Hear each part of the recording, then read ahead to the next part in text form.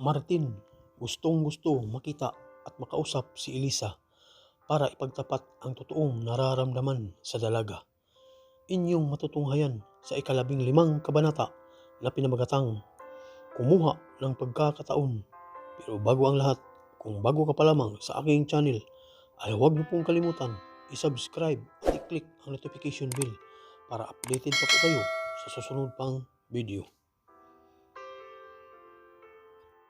Balak na sanang puntahan ni Elisa si Martin sa bahay nito. Pagdating niya, kaya lang ay nadatnan niya si Chris sa labas ng bahay nila. Nagtaka siya kung ano ang ginagawa nito roon. Ang kapal naman ng mukha nito para magpakita sa kanya. Lumabas si Elisa sa kotse at hinarap ito. Anong ginagawa mo rito, Chris? Malakas ang tugon ni Elisa. Elisa, let's talk, sabi ni Chris. Wala na tayong dapat pag-usapan pa, sagot ni Elisa. Mayroon pa, Elisa. Just listen. Sinalubong nito ang mga mata niya. Sa totoo lang, wala na siyang nararamdaman dito kay Chris. Kung noon ay hindi siya makatulog kapag nag-aaway sila, ngayon ay baliwala na niya si Chris at wala na siyang nararamdaman para sa lalaki. I don't want to hear it, wika ni Elisa. Please, nagmamakaawa, tugon ng lalaki. Gusto niyang matuwa. Ngayon, ito na ang nagmamakaawa sa kanya pagkatapos siyang iwan. Ayaw na niyang marinig ang sasabihin nito. Para saan pa? Wala namang magbabago sa nararamdaman niya. Si Martina ang mahal niya at wala nang pagbabago kahit ano pa ang sasabihin ngayon ni Chris. Surprisingly, she was over with a jerk and that was a good thing. Hindi na hinintay ni Chris ang sagot niya dahil agad na itong nagsalita. Elisa, I'm sorry. I was wrong. Pagak na natawa si Elisa. Mabuti at napag-isip-isip mo yan, wika ni Elisa. I was stupid because I let you go, sabi pa ni Chris. Yes, you are stupid, wika ni Elisa.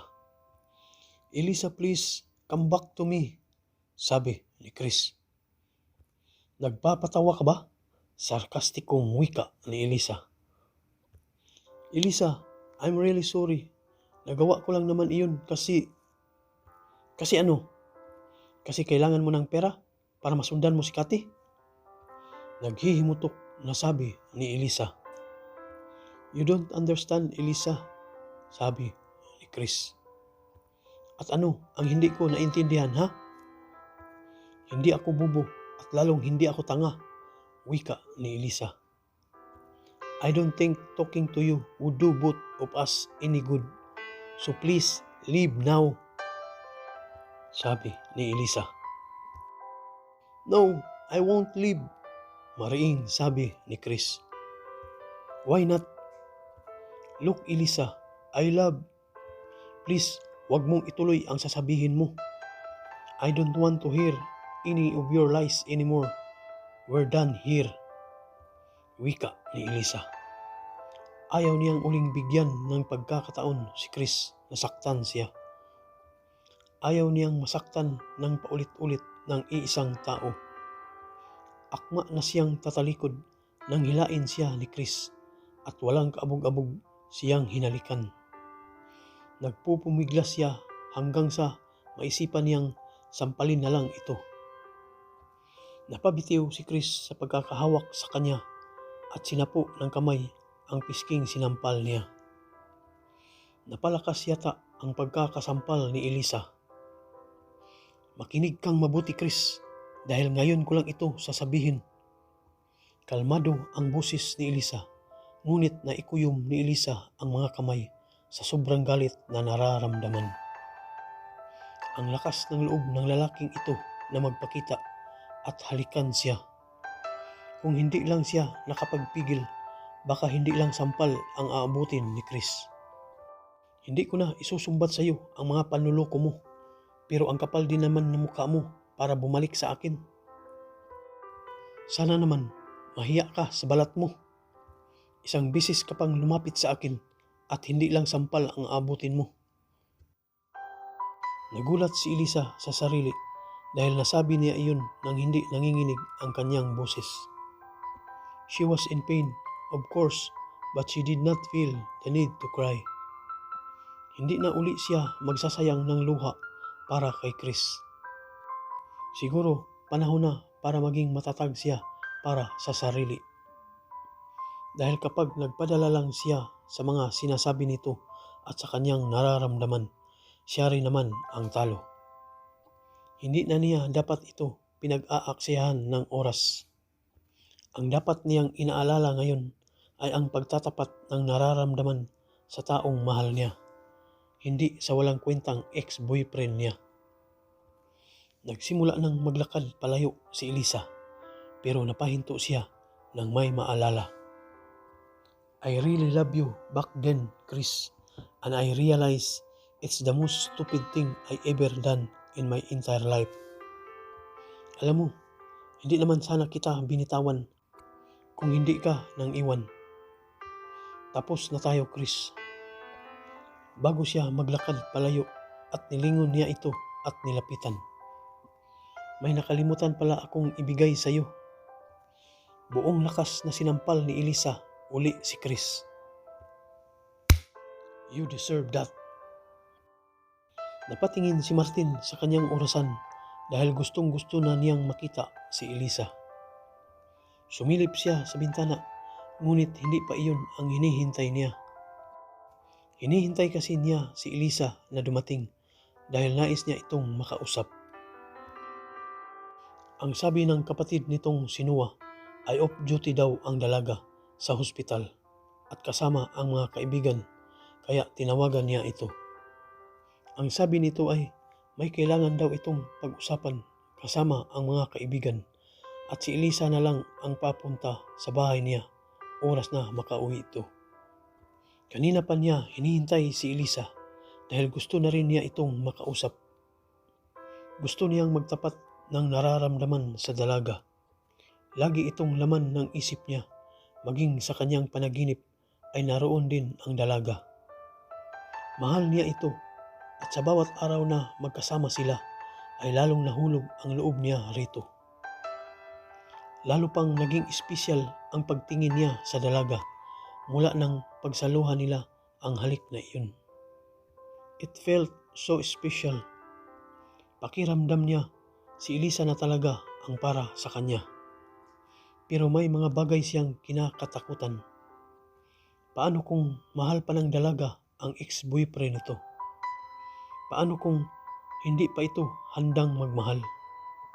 Iyon din ang dahilan kung bakit kahit alam niya sa sarili ay may espesyal na nanamagitan sa kanila ni Elisa, ay hindi pa siya nagtatapat dito. Ngunit tuwing lumipas ang bawat araw, parang hindi pa niya makakaya na mawala sa kanya ang dalaga.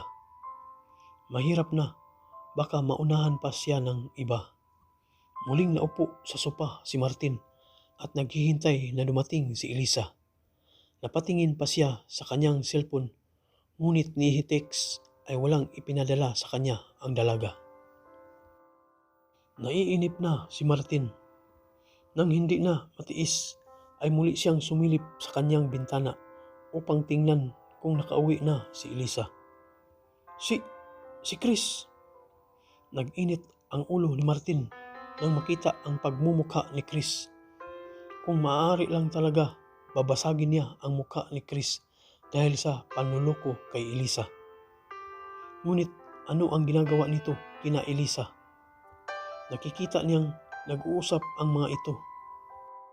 Kahit hindi ganoon kalayo ang distansya sa pagitan nila, nakikita pa rin niya ang kalungkutan sa mga mata ng dalaga.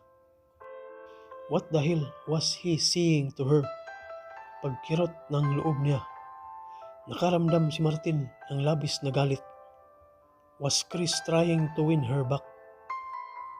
Nakaramdam siya ng matinding pagsisilos, lalo nang makita niya nang hinalikan ni Chris si Elisa.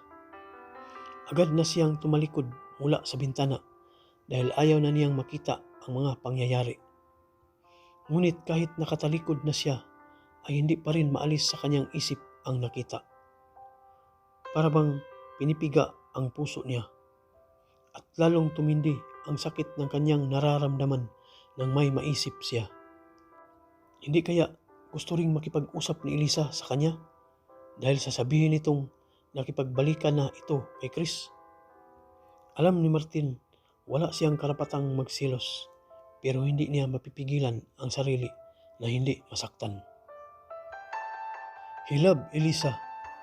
Napakasakit lang kung kailan handa na siyang ipagtapat sa dalaga ang nararamdaman ay saka naman ito nakipagbalikan sa dating nobyo. Naiinis talaga si Martin sa sitwasyon at hindi siya mapakali. Iwan ba niya kung ano ang pumasok sa isip niya nang bigla na lang siyang lumabas ng bahay at tinahak ang direksyon papunta sa bahay nila Elisa. Naroon pa rin si Chris sa labas ng bahay pero wala na ang dalaga. Ikaw, anong ginagawa mo rito? Sabi nang makilala siya. Nagtagis ang mga bagang nito. Gusto kong makausap si Elisa, wika ni Martin. Wala na kayong dapat pag-usapan pare dahil nagkabalikan na kami, sabi at pagsisinungaling ni Chris. Doon na tuluyang nawasak ang puso ni Martin. Ano ba kasing katangahan ang nagsumiksik sa isip niya at iniisip na baka mali ang kanyang nakita. Totoo ngang nagkabalikan na sina Elisa at Chris. Nagkabalikan na kayo? Tanong ni Martin. Oo, kaya huwag ka nang umiksi na sa buhay niya, sagot ni Chris. Nandito na ako, hindi ka na kailangan, sabi uli ni Chris. Umalingaw-ngaw sa isip ni Martin ang sinabi ni Chris. Hindi na siya kailangan ni Elisa dahil naroon na ang dating nobyo nito. Kahit masakit para sa kanya, tumalikod na si Martin. He knew he needed to let her go. Kailangan lang niyang tanggapin na ang mga bagay talagang kahit gaano pa niya kagusto ay hindi na mapapa sa kanya dahil may nagmamay-ari na itong iba.